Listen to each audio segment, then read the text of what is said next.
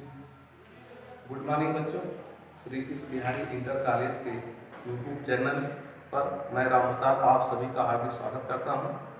जैसा कि मैंने अगली वीडियो में कक्षा 10 के सामाजिक विज्ञान का जो पहला चैप्टर है इतिहास में यूरोप में राष्ट्रवाद का विकास, इसके बारे में राष्ट्र क्या है, राष्ट्रवाद क्या है और राष्ट्रवाद का उत्पत्ति कैसे हुई, इसके बारे में उन्हें बताया है। आज हम जो है कि नेपोलियन बोनापार्ट के बारे में अध्ययन करेंगे और उसकी कुछ कहानियों को हम बताएंगे।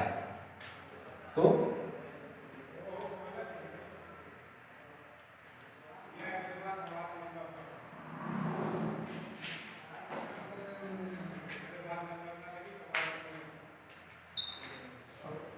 नेपोलियन बोनापार्ट स्वयं कहता था कि अनजानी राहों पर शूरवीर ही चलते हैं, जाने पहचाने रास्तों पर कायर की तलवारें चमकाते हैं।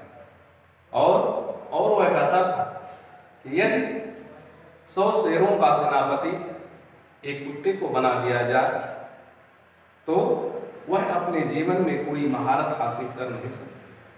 ठीक इसके विपरीत, यदि 100 कुत्तों का सेनापति एक शेर को बना दिया जाए तो वह अपने जीवन में जो चाहे वह कर सकता है, किसी भी युद्ध को जीत सकता है। ऐसी भावनाओं से ओतप्रोत शूरवीर महत्वाकांक्षी नेपोलियन बोनापार्ट का जन्म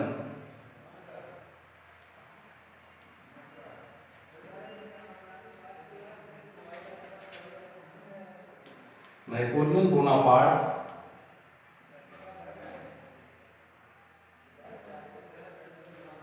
का जन्म 1769 ईस्वी में फ्रांस के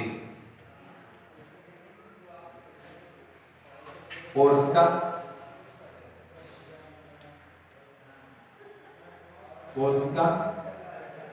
नामक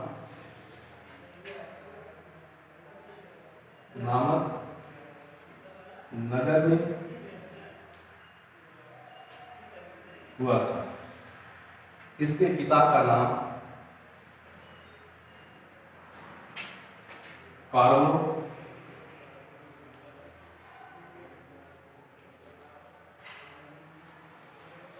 बोनापार्ट, पिता फ्रांस की सेना में जनरल था।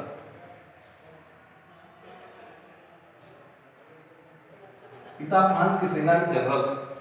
अमीर घराने में पैदा होने के कारण नेपोलियन बोनापार्ट का बचपन बहुत सुखमय बीता। यह फ्रांस के मिलिट्री एकेडमी विद्यालय में शिक्षा ग्रहण किए। जिस समय यह शिक्षा ग्रहण कर रहे थे उस समय इनके पिता कार्लो बोनापार्ट की मृत्यु हो जाती है। 2 वर्ष की कोर्स नेपोलियन बोनापार्ट 1 वर्ष में पूरा करके वह फ्रांस की सेना में सैनिक के रूप में भर्ती हो जाते हैं। फ्रांस के शासक ने नेपोलियन बोनापार्ट के कुशलता को देखा, उनकी योग्यता को देखा तो सेना से सेनापति के रूप में उनका परिवर्तन हो जाता है और सेनापति फ्रांस की सेना का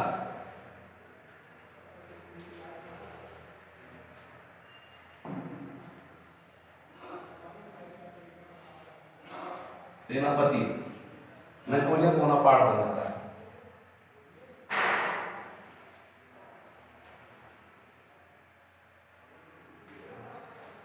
फ्रांस की सेना सेनापति बन जाता है नेपोलियन बोनापार्ट। इसके बाद सेनापति का पद ग्रहण करते हुए नेपोलियन बोनापार्ट ने यूरोप के सारे कंट्रियों पर आक्रमण किया। लगभग 30 कंट्रियों पर आक्रमण किया और 30 कंट्रियों को फ्रांस के साम्राज्य में सम्मिलित कर लिया। ऐसे शूरवीर और साहसी नेपोलियन बोनापार्ट जो है फ्रांस मतलब कि नेपोलियन बोनापार्ट कि रूस का पतन का कारण रूस का युद्ध हुआ।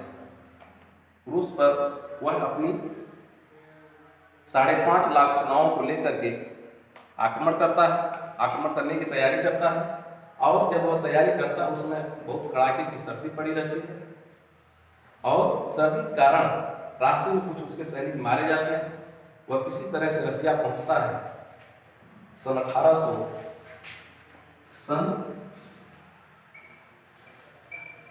1812 ईस्वी में रसिया पर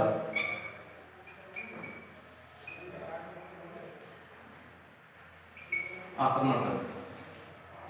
सन 1812 ईस्वी में रसिया पर चढ़ाई कर देते हैं। रसिया पर चढ़ाई करते समय सर्दी अधिक पड़ रही थी, तो सर्दी के कारण उसकी कुछ सेनाएं मारी जाती हैं। किसी तरह से वह रसिया पहुंचते हैं और रसिया पर आक्रमण करके वहां के शासक को पराजित कर देते हैं। रसिया की राजधानी मॉस्को, रसिया की राजधानी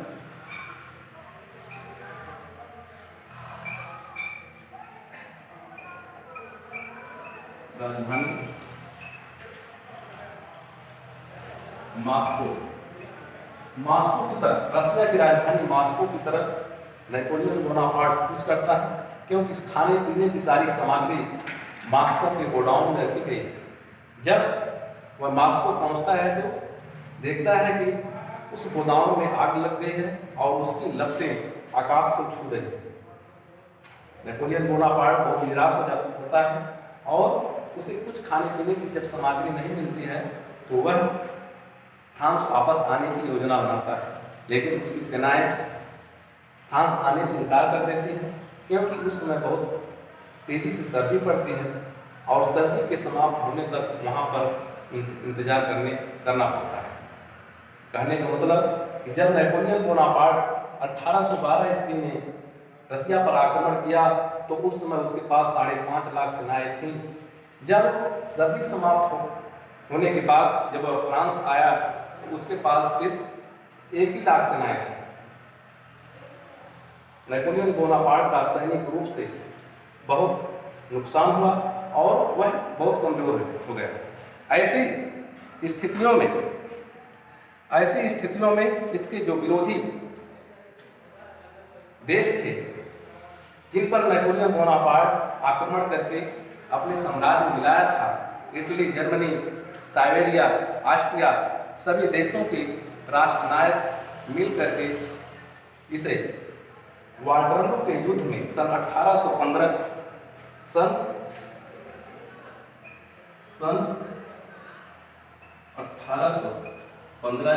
ईस्वी में वाटरलू का युद्ध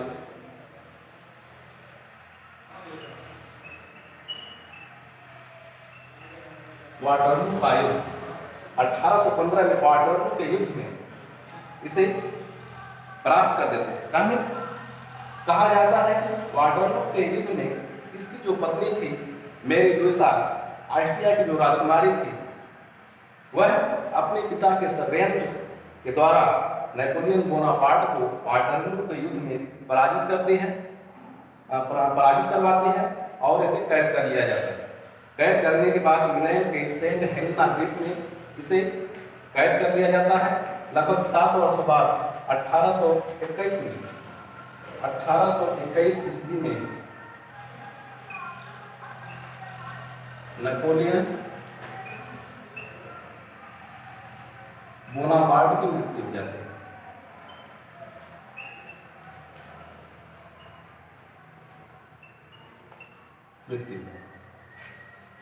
इसके बाद फ्रांस में रूढ़वादी शासन की स्थापना की जाती है। फिर रूढ़वादी बोले तो फिर वही बोर्बो वंश का शासक लुई फिलिप को वहाँ का शासक बना दिया जाता है और सारी पुरानी परंपराओं पर वो वहाँ पुनः लागू कर दिया जाता है। शेष आज की वीडियो में इतना ही। अगला चैप्टर में अगली वीडियो में दूसरा पार्ट भारत में राष्ट्रवाद का विकास पढ़ाएंगे। धन्यवाद। हेलो, स्वागतम श्री कृष्ण बिहारी इंटर कॉलेज पेशारा की आज के संस्कृत के इस क्लासरूम में। कल हमने अपने पहले वाले वीडियो में आपको स्वर संधि के विषय में बताया था। आज हम बता रहे हैं उसी क्रम में आगे। आज गुणः यह दूसरी स्वर संधि है। और संधि का नाम है गुण स्वर संधि। गुण स्वर संधि और इसका सूत्र है आगुणक।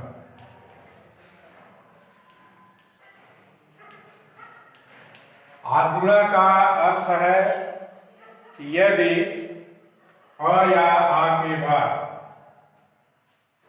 यदि अ या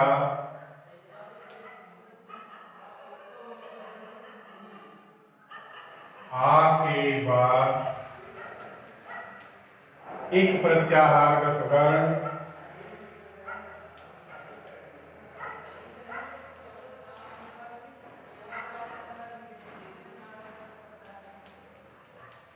ई उ रे रे आता है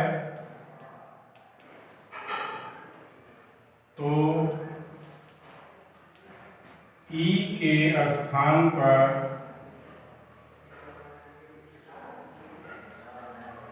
ए, उ के स्थान पर ओ, री के स्थान पर अ और री के स्थान पर अल हो जाता है, अल हो जाता है। यदि अ या आ के बाद एक प्रत्याहारगत वर्ण ई उ री री में री आता है तो ई के स्थान पर ए, उ के स्थान पर ओ, री के स्थान पर अ और री के स्थान पर अल हो जाता है। जैसे गण धन ईश्वर। यहाँ देखिए गढ़, गढ़ शब्द का जब हम उच्चारण करते हैं तो हमको यहाँ स्वर मिलता है और इसके बाद आया है ई। इसी ई के स्थान पर हो जाएगा ई। इसको हम ऐसे भी समझ सकते हैं, देखिए यहाँ इसे ई उ री और ली, तो ई के स्थान पर क्या हो जाएगा ए, उ के स्थान पर ओ, री के स्थान पर अ और री के स्थान पर अ। अब देखिए अ आया पहले, जैसे यहाँ सूत्र बता रहा है कि अ या आ के बाद, तो यहाँ पहले आ आया, उसके बाद ई वर्ण आया है। ई वर्ण जो है वो ई प्रत्याहार का वर्ण है, इसलिए ई के स्थान पर क्या हो जाएगा ए, ई के स्थान पर ए। अब यही ए जो है अ और ई के स्थान पर आएगा और बाकी सब हट जाएंगे। तो गढ़ में से पहले स्वर को निकाल देते हैं। ये देखिए स्वर निकल गया और इस अ और ई के स्थान पर हम ए लिखेंगे। अब यहां से तक हो गया, अब बचा है स्वर। अब इसको जोड़ देंगे, ये स्वर ये जो है ड़ व्यंजन में आएगा तो ये हलन घट जाएगा और ये पूरा हो जाएगा। ये हो जाएगा गढ़ ए स, ये संधि बनी। दूसरा एक उदाहरण और समझते हैं, जैसे है रमा धन ईसर, रमा धन ईसर। अब यहां देखिए आ स्वर आया है, रमा आ आया और इसके आगे ई है तो ई के स्थान पर क्या हो जाएगा ए। अब इसमें से हटा दीजिए वही आ स्वर, तो ये हो जाएगा रम ए और स बराबर र में स। ये संधि।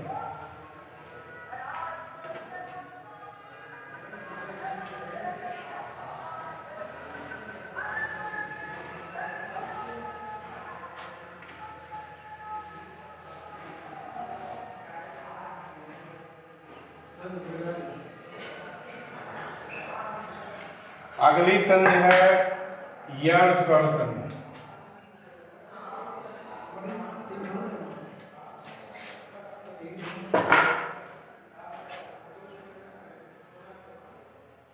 यण स्वर संधि।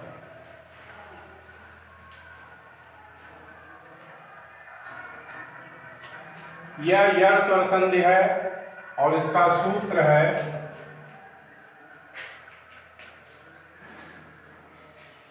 ईको यणक से।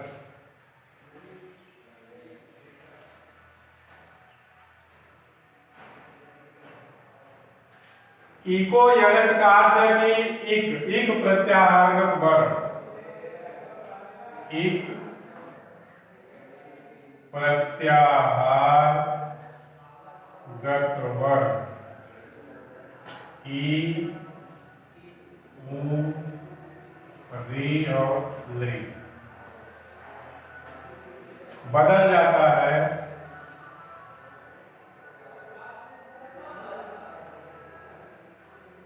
यह प्रत्याहारगत वर्ण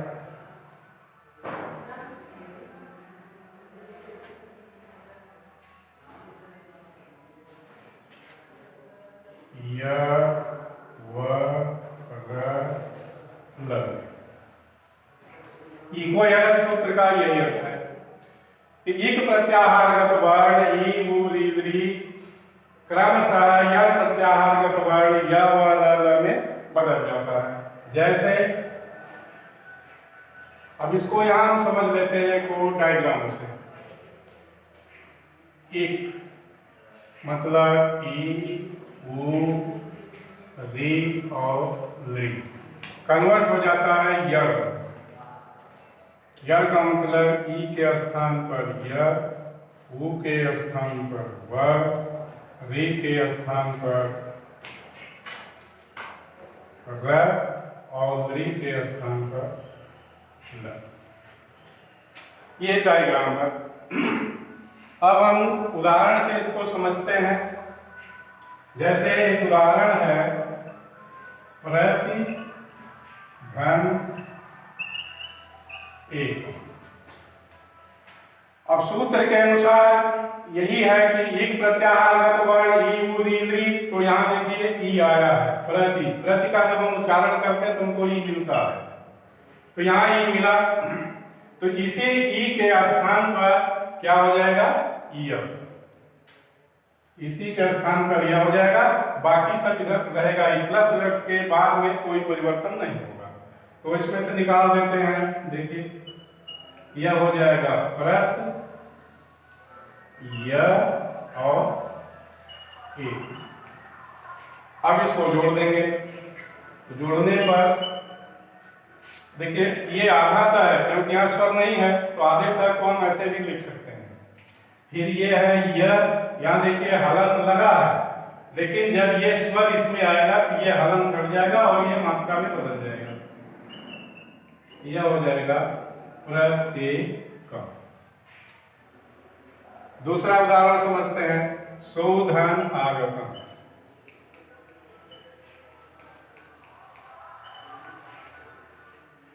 अब यहां देखिए सूत्र वही है, ई रहेगा तो यह होगा, ऊ रहेगा तो वह होगा। तो यहां देखिए सु, यहां ऊ स्वर मिला, तो जब यहां ऊ है तो ऊ के स्थान पर क्या हो जाएगा वह। अब यही वह यहां रखेंगे, ऊ को हटा देंगे, तो पहले स्थान में से ऊ को निकाल दिया तो आधा सा बचा। इसके बाद वह है आधा, इसके बाद है आगतम। अब आधा सा को हम ऐसे भी लिख सकते हैं, और आ जो स्वर है वह में आएगा तो ये वह पूरा हो जाएगा। तो यहाँ देखिए वाह अब हो गया गतम, तो संधि बन गई स्वागतम। इसी तरह से और शब्दों को किताब से ढूंढ करके उनको आप हल करिए।